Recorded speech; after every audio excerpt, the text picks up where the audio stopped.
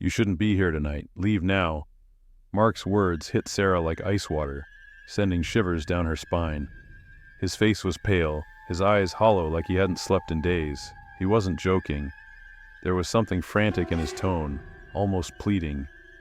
"Mark, what are you talking about?" she asked, but he shook his head and muttered, "I tried to warn you." Before she could press further, he stumbled out into the night. Sarah stood there, staring at the door. She'd been working night shifts for months now to save for school, and nothing unusual had ever happened. Still, his words lingered as the minutes ticked by. The store was eerily quiet. The aisles, usually inviting with their bright lights and colorful snacks, now seemed to stretch endlessly into the shadows. The hum of the freezers sounded louder than usual, like an ominous drone underscoring her unease. Around 1 a.m., Sarah was jolted out of her thoughts by a loud thunk from the storage room. She froze. It sounded like something heavy had fallen, but the cameras showed no one there. "Must be the shelves settling," she murmured, though her voice betrayed her doubt. The bell above the front door jingled suddenly, and she turned sharply. There was no one there. The door hadn't even opened. Her stomach twisted as she checked the locks. They were secure. Then came the breathing. Faint at first, just on the edge of hearing, but growing louder.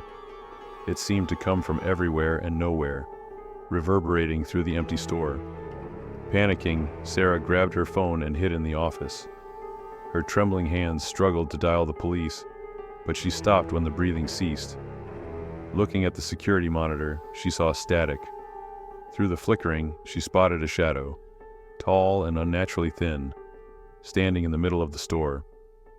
She bit her lip, debating whether to run or stay put, when the monitor cut to black. The next morning, Sarah's manager called. His voice was heavy with sorrow as he explained that Mark had died in a car accident the night before. Around 10 p.m., Sarah dropped the phone, her mind racing. Who or what had warned her that night? Jack's flashlight trembled as he stepped cautiously down the cold metal steps of the control room. His first night on the job had been uneventful until now. The crash had come from somewhere deep within the labyrinth of shelves. The warehouse was a cavernous space, its towering racks filled with everything from crates of canned goods to pallets of industrial equipment. It was the kind of place where shadows seemed alive, stretching and shifting as the lights flickered. He reached the source of the noise. A row of boxes scattered across the floor. They looked wrong, not toppled but deliberately moved, almost as if someone or something had shoved them aside. Jack crouched, his breath visible in the cold air, and inspected the boxes. There were scratches on the cardboard, deep and jagged, as though clawed by something sharp. A chill ran down his spine.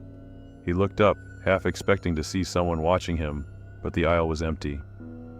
Shaking it off, Jack returned to the control room and rewound the security footage. His pulse quickened as he watched. The boxes didn't fall. They slid slowly, as if pushed by an invisible force.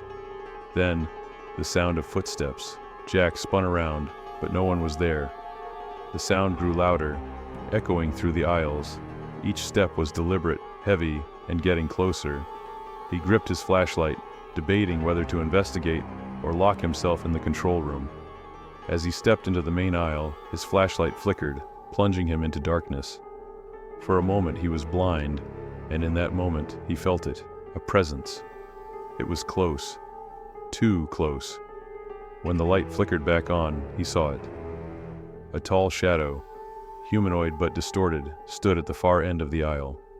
It didn't move, didn't breathe, but Jack could feel its gaze burning into him. He stumbled back, retreating to the control room, and slammed the door shut. The monitor buzzed with static, and through the distortion the shadow appeared again.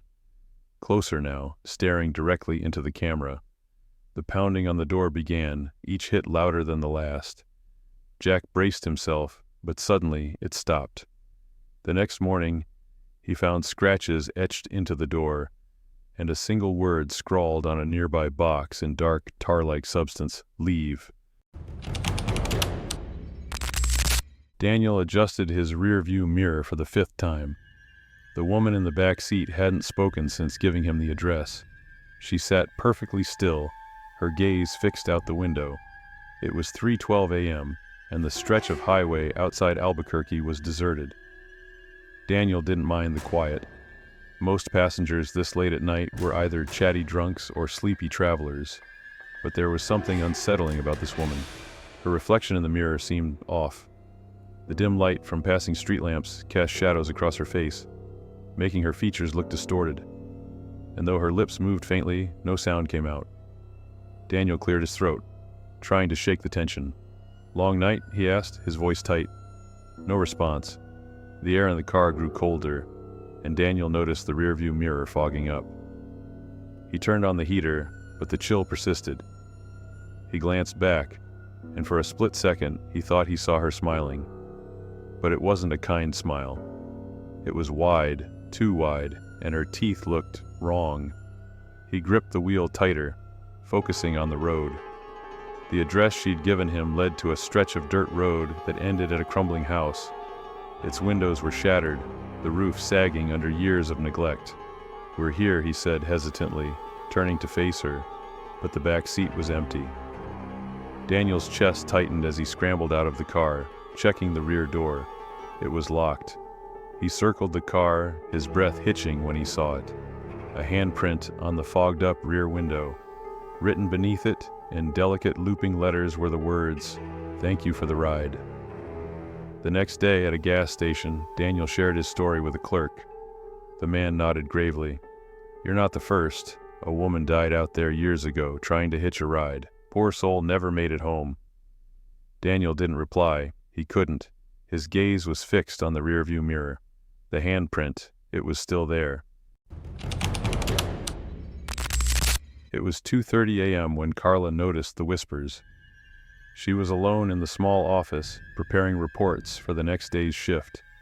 The hum of the overhead lights was constant, but the low voices crept in, like a dozen whispers at once. She turned, expecting to find someone behind her.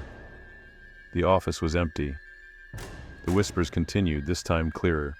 "Carla, open the locker. We know what you did." Panic rose in her chest. She didn't have a locker in this office. There were only filing cabinets, and they were all locked. The whispers grew louder, more insistent, as if pressing into her mind. She followed the sound, stepping toward the hallway where the old locker room was. The eerie sound led her to a single locker, its metal door slightly ajar. Her heart raced. Without thinking, she reached out and pulled it open. Inside was a note, written in handwriting she didn't recognize. "You can never leave." Behind her, the whispers stopped, but Carla was no longer alone.